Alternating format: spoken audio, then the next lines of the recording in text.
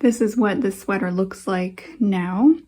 I've done a few things differently since I finished it. So first, let's talk about the cuffs. The cuffs were way too big. They were too wide and they just looked sloppy. I followed the pattern instructions that said to make it on a certain size needles, and this part was actually supposed to be like this big, but I thought that would look weird. So I just did a shorter ribbed cuff, but this part was just, it looked sloppy. It was about this wide and I've got really small wrists.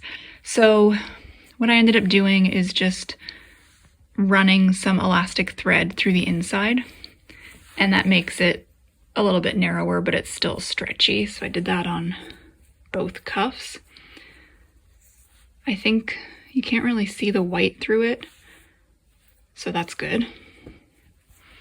Also, the bottom of the sweater is a little bit tight. There's not much stretch to it because when I finished the stitches, I just did them a little bit tight because the pattern said to do it tight.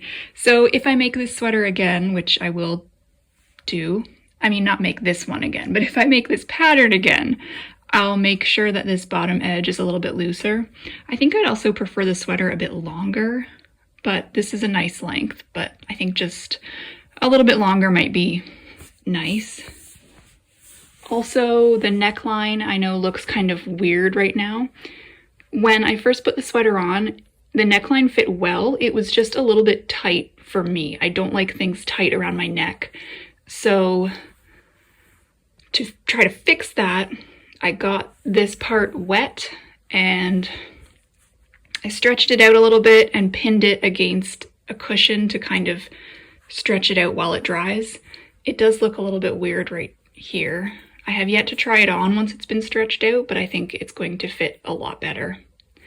Since the sweater is exactly the same on the front and the back, I wanted to make sure that I knew which side was going to be the front and the back, so I just sewed this little thread on the back side.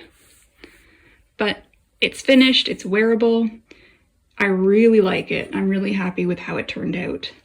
The wool is definitely a little bit itchy against my skin, but I know that I'll get used to it.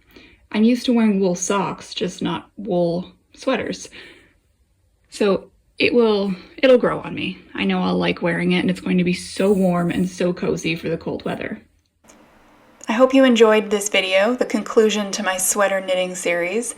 It was a really fun process and I learned a lot. I'm already deciding what wool I'm going to use to make myself even more sweaters like this in the future.